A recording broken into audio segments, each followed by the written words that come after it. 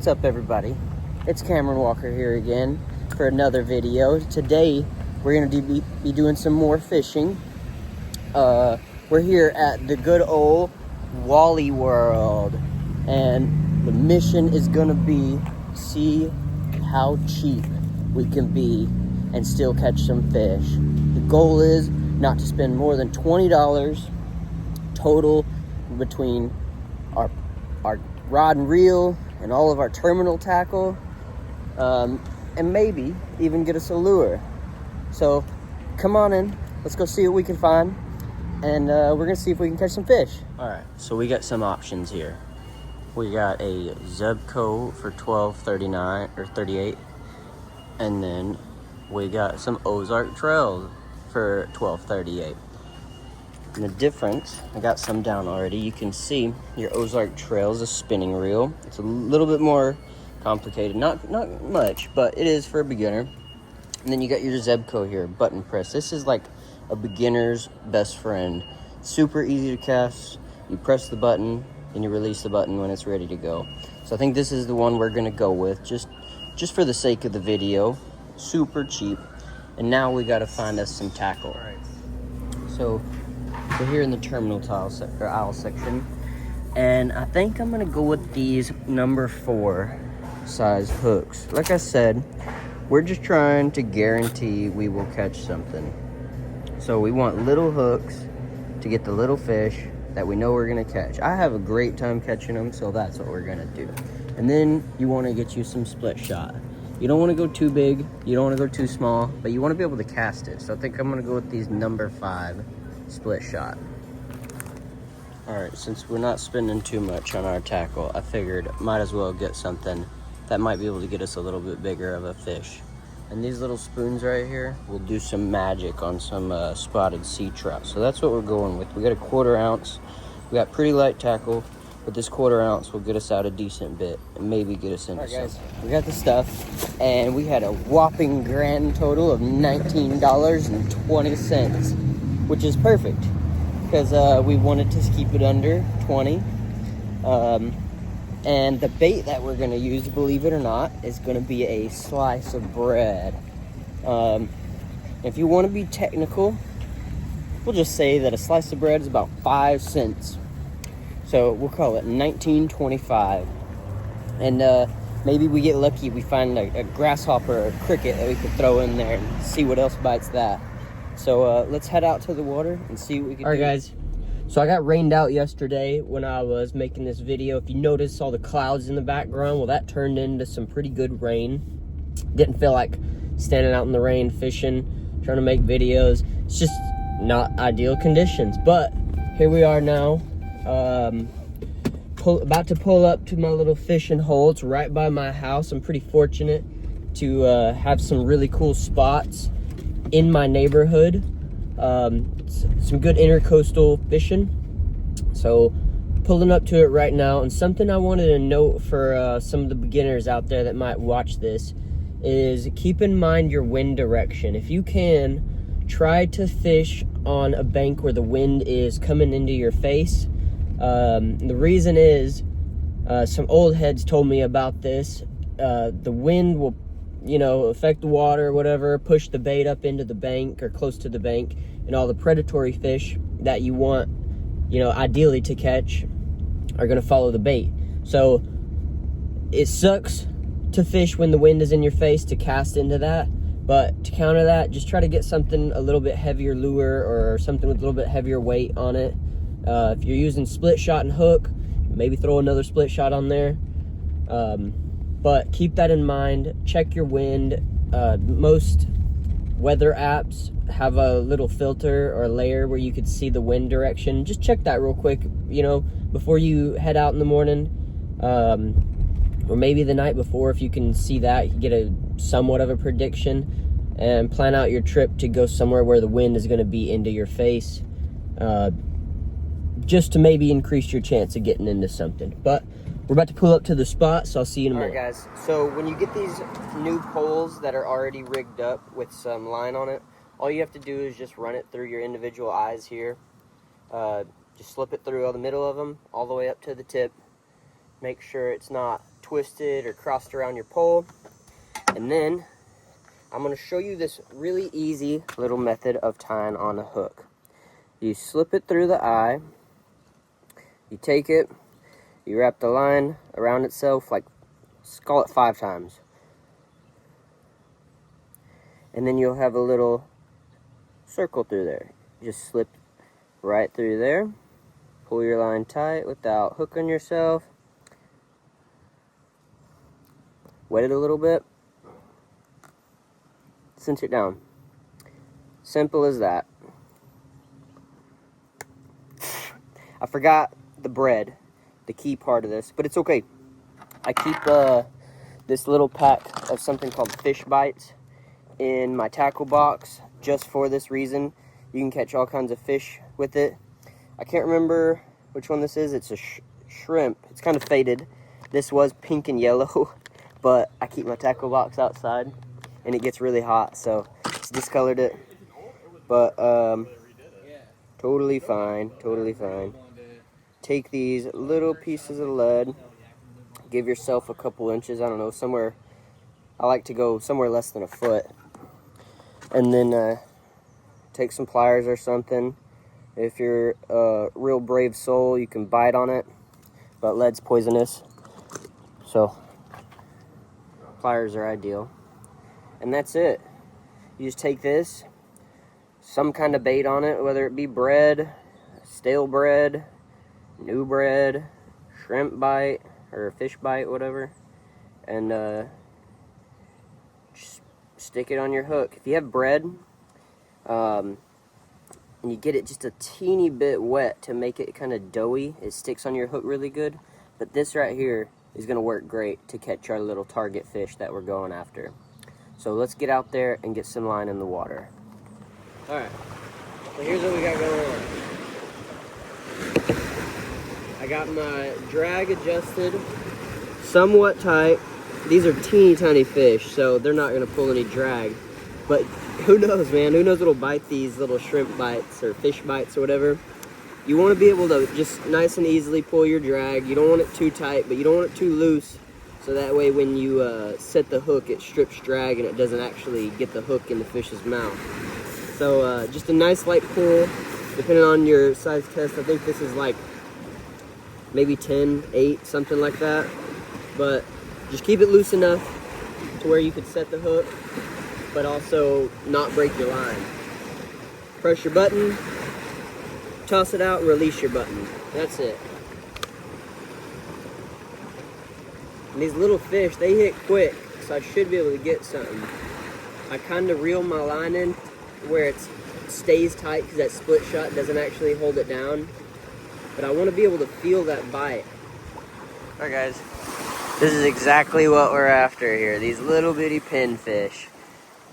If you're fishing somewhere that's freshwater and you don't have ocean water, this principle is the exact same. All you got to do, get you something on the hook, throw it out there, and that's it. Easy as that. We're going to keep doing this probably all day, see how many of these we can catch. Couldn't help but bring something a little bit heavier duty, because I might throw one of these on there and toss it out to see if maybe there's some redfish up in here. So I'm going to load up my little bait bucket I got there with my bubbler. That also is only like $7 at most places, bubbler and a bucket. So I'm gonna put this little guy in there, see if I can catch some more, maybe even some smaller ones, and see what we can do. And that's it. He'll probably stay alive in there all day. Sometimes you want to dip it in the water and put some fresh water in there. Don't get your bubbler wet if you ever buy one of these, but keep that thing alive in there pretty much all day with this little bubbler until that bubbler dies. But the idea is maybe get some smaller ones, and the smaller they are, the bigger ones will go back. But if we get one small enough, I'm going to rig up my beefy rod here, see if we can't toss it out there and wait all day and get us a nice redfish. And these saltwater fish, almost all of them, even these teeny tiny ones, they bite really hard. So you'll know when it's pulling on your hook.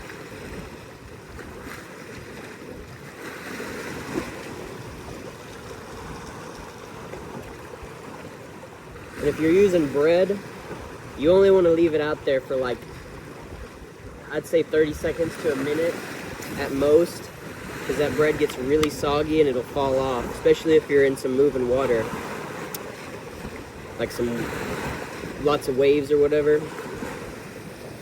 You know, I love doing this kind of fishing because it's something my kids are really into.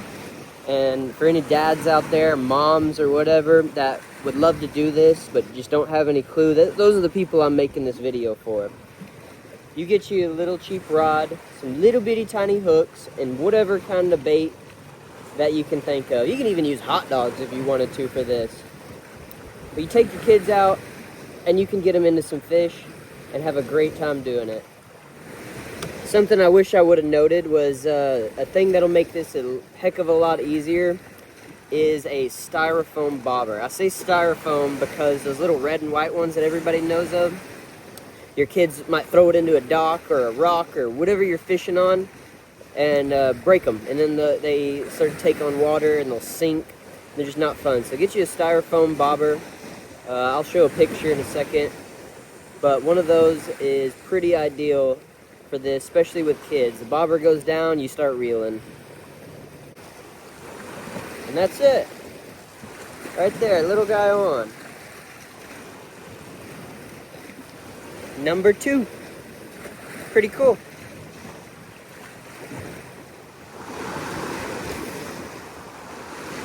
I love it when you catch them like that and they don't steal your bait. Maybe we can get 2 on one bait here.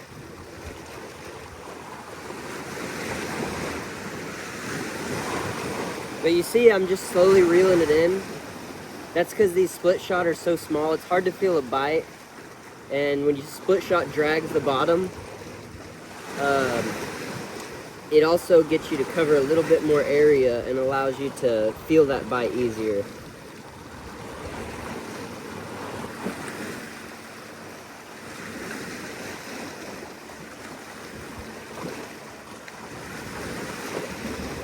And with this, kids can't sit still most of the time, so they're going to want to reel it in, and they can still catch fish this way. It's pretty easy.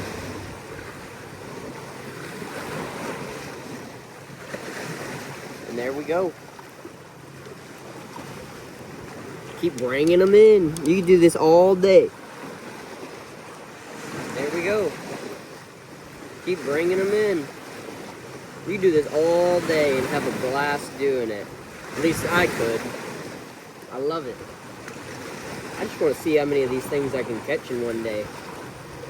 Sure does make you feel good about yourself, you know, catching fish, depending on what kind of person you are, I guess. Boom. Another one.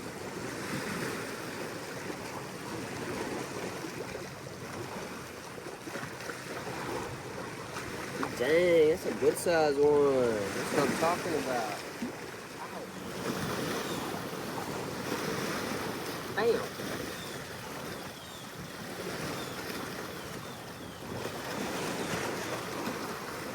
The type of stuff I'm on you wouldn't understand.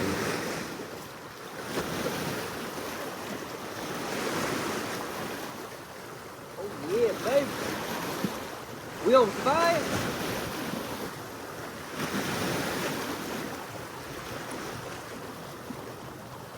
What I'm talking about. You know what I mean?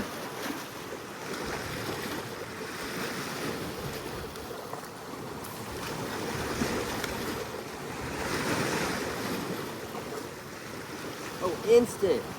Instant. What am I doing? Yeah. I'm the pinfish slayer. You know, I'm honestly kind of curious what pinfish taste like. Funny story, me and a bunch of my buddies back in middle school, we went to a lake in Texas and we were catching perch for hours. We were catching hundreds of them. It got to a point where we just kept throwing them back and we would just yell out the next number and we were catching so many. At the end of the day, we went back to my buddy's house and we got some aluminum and scaled all these fish and gutted them and deheaded them, made a fire, and then threw them just right on the fire in this aluminum. And then all of us sat around for however long, eating those little bitty perch that we had just cooked in the campfire. And I'm tempted to try something like that with pinfish.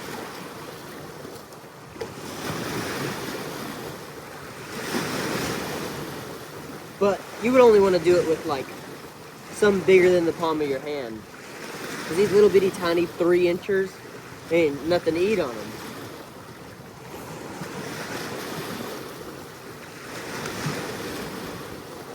And I'm not above trying anything. I've tried some weird fish. Most everybody, if you're around here, there's these tuna called bonita. Me and my buddy Caden went out and caught a bunch of them, and we wanted to try it. So we took a couple home and processed, filleted them, and took a little bitty sliver and tried it raw. Disgusting. Never do anything like that again. But that goes to show, I'll try anything once.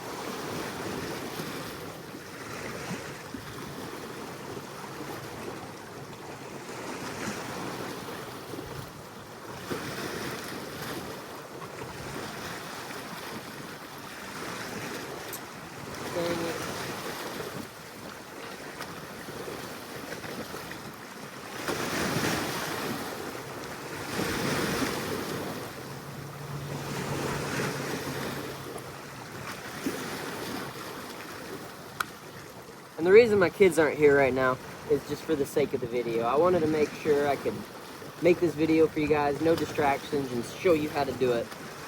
But I think later today or tomorrow, I might bring them over to a dock. Might bring them back here and just show you guys how easy it is for them. I got an 8-year-old and a 5-year-old, and they love doing this. We could do it all day.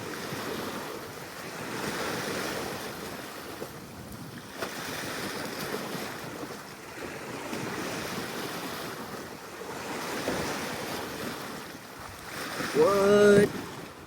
Alright, so I caught several of those pinfish. Wouldn't say I'm tired of it, but I want to try to catch something else. I told you guys we were keeping this budget under $20, and we did. Got our terminal tackle, our little pole, and we also had enough budget to get us a little lure, a spoon. So now I'm going to tie that on and see if something will bite it. So let's give it a shot. Alright, so the thing with these guys, remember, these are called spoons. What you want to do is cast it out there and reel it in. Simple as that. They say these zip by the fish so quick that they don't even care what it looks like. It's shiny, and they just want to eat it.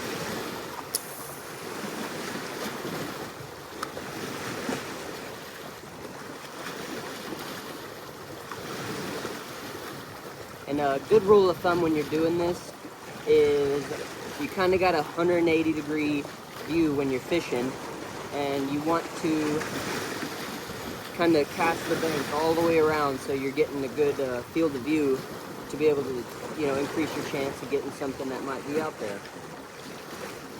And every time you reel it in, you're going to get some of this most likely, depending on where you're fishing. Freshwater or saltwater. There's going to be moss or something. Not so much in the winter time, but in the summertime. Just clear that off and toss it back out there.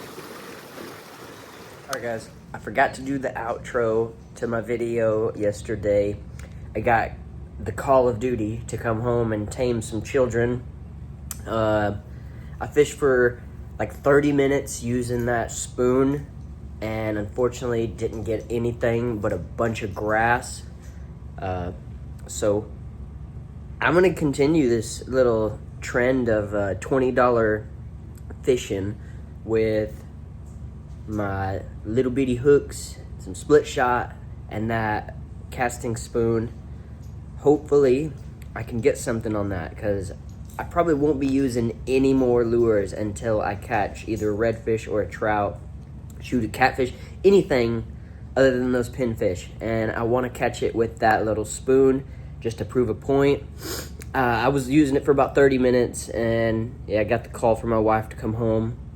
So next time, I will be catching something cool with that spoon, just for you guys, to show you guys that I could do it. And show you guys you don't gotta have a bunch of money to catch fish and have a good time. I mean, you've seen all the pinfish I was catching.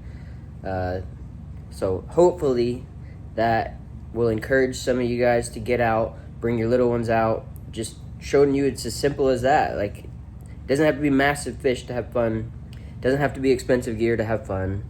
Just get outside and enjoy yourself. We'll see you guys next time. Peace.